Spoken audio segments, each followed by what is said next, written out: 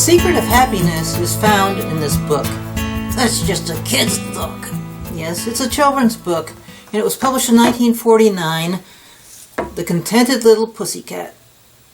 A cat. Ugh, you can't learn anything from a cat. Well, you can. And even though it's a kid's book, it has a lesson for adult. And this was in my family since 1964. I was 4 years old when I think my parents got it from my cousins. You must have been a really happy kid. No, I was actually a pretty miserable kid. But you had the book. Yes, I had it since I was 4 years old. And I considered it a children's book. It was a pleasant story, had very cute illustrations. You had the book, and it was mostly on the shelf, and it's been mostly in storage for most of my life too. But it does have the lessons, the secret to happiness. Okay, you gonna read it? Well, I'm not gonna read the whole book, although it is a very quick read, and there's not a lot of words on each page, and it's got a lot of cute illustrations. I'm just gonna read the important parts. But the basics of the story is there was a very happy cat. Cats. Ugh. And all the critters in the neighborhood, the crow and the sparrow and the bunny, would watch this cat being so happy and wondered why this cat is so happy when they're not. And so the crow would go to his family and the bunny would go to his family and tell them all about it, and so far and wide this cat became known as the Contented Little Pussycat. Well, one day they were all at Mr. Owl's oak tree, and after discussing the gossip like everybody does, Mr. Black Crow cawed, "I saw the Contented Little Pussycat today. I wonder how that kitten can be so happy all the time." "I'm sure I don't know," twittered Mrs. Gray Squirrel, "but I would like to be as happy as that without a care or worry." "So would I," said Mr. White Bunny. "You're the same voice." Okay. Anyway, who wouldn't, chirp Mrs. Brown Sparrow. I'm skipping some words. "Well," said the Great Owl, "it seems to me that your friends are forever talking about how you would like to be as happy as the Contented Little Pussycat, but you never do anything about it." "Why, what could we do?" cawed Mr. Black Crow. "We've got to take care of our lives as we find them, my friend." "Perhaps," said Mr. Great Owl, thinking, "but have you ever asked the Contented Little Pussycat what makes him so contented?" "Why, no, I've never spoken a word to the little fellow," Mr. White Bunny said in a surprised voice. And the others looked at each other with questioning eyes. No, not one had ever asked the Contented Little Pussycat how he got to be that way. And I'll stop there, because there's another lesson there. Who are you asking for advice? Are you asking for the secret of a long and happy marriage? From newlyweds? From single people? From people who have been divorced many times? Who do you ask money advice from? Your friends who are just barely getting by paycheck to paycheck? Who are you asking about health from? Your friends who are overweight? Okay, that's part of the lesson in the book. Okay, get on with it. What is the secret to happiness? Anyway, all the little creatures agreed to go see the Contented Little Pussycat. So the Contented Little Pussycat was kind of surprised to see them, but he asked, "What's the meaning of your visit?" "Well," cawed Mr. Black Crow, clearing his throat, "for some time now, little cat, we have admired your cheerful disposition and wondered why you can be so contented." And all the other creatures were just saying yes, yes, they wanted to hear it. Well, little Abner was dumbfounded. He didn't know why he was so contented. It was as natural to him as drinking cream or chasing his tail around and around or anything else he did. But he thought about it, and he thought about it, and he thought about it, and he says, "Well, let's see. I always try to be neat and clean." And the other creatures said, "Yeah, we know that. Our mothers taught us to do that, and we're always neat and clean, but we're not happy. There must be another reason." And well, Abner thought and thought about it and thought about it. And at last, little Abner meowed, "I try to be kind and loving to my friends and neighbors, and I'm sure that makes me happy." But the other creature said, "We're kind, we're happy, we're loving, but we're not happy all the time.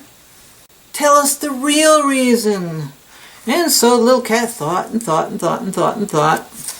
And after a full minute and a half, the little cat meowed, "I think I'm always happy because I never feel sorry about what happened yesterday, nor do I worry about what might happen tomorrow." I'll repeat that. I never feel sorry about what happened yesterday or what might happen tomorrow. No one spoke a word for a minute. Then all the others started speaking at once. "Why, I think he's right," cawed Mr. Black Crow. "I've been unhappy all day because I lost my finest feather yesterday." "And I haven't been happy today either," said Mr. White Bunny, "because I've been afraid it may rain tomorrow and I'll get my fur all spotted." Now it was Abner's turn to ask questions. He looked at Mr. Black Crow. "Did being unhappy put that beautiful tail feather back into your tail?" "No," said Mr. Black Crow sadly, shaking his head side to side. Abner turned to Mr. White Bunny. "And will worrying today keep the rain away tomorrow?" "No," sighed Mr. White Bunny. "It never has." Abner said, "You see?" "Dear me," said Mr. Brown Sparrow, "there are so many things to trouble a body. How can we ever stop worrying about them?" "Yes," Mrs. Gray Squirrel twittered. And they all looked at Abner again. "Why, no good thing was ever learned without practicing," meowed the little cat. He remembered how long it had taken him to catch his own tail. Now the brown sparrow said, he remembered how long it had taken him to learn how to fly, and they all agreed to go back to practicing not feeling sorry about what happened yesterday or not worrying about what might happen tomorrow. "Are you happy?" "Well, yeah, I'm pretty happy most of the time." "That means you don't have any problems." "No, I've got a lot of problems. I got a lot of things I could worry about. And it used to be that I would stew about something that happened years ago. Somebody did me wrong, some person I worked with that was just I won't say the expletive, jackass. But, as soon as those things come to mind now, I think of a feather, a black crow feather. And when I start worrying about things tomorrow, I think of an umbrella. Like in the little book, The Contented Pussycat. "Oh, that's a good story. You told it terribly." "Well, that's okay."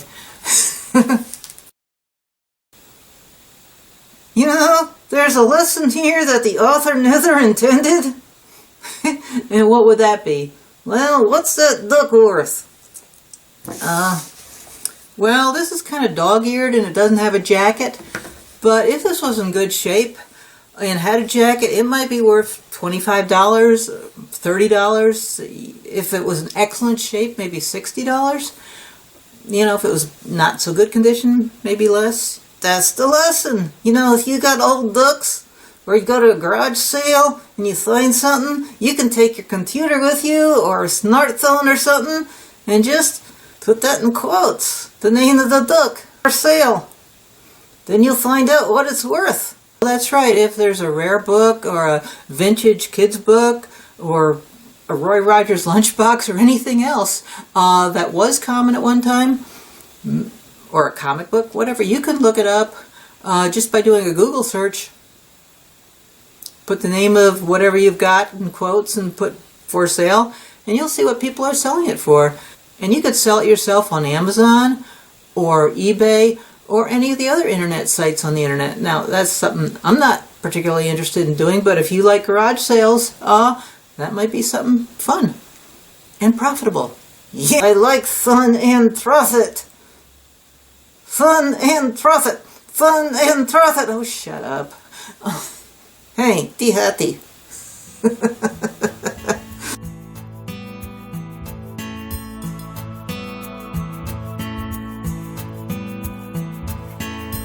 Hey, if you got something to say, just say it.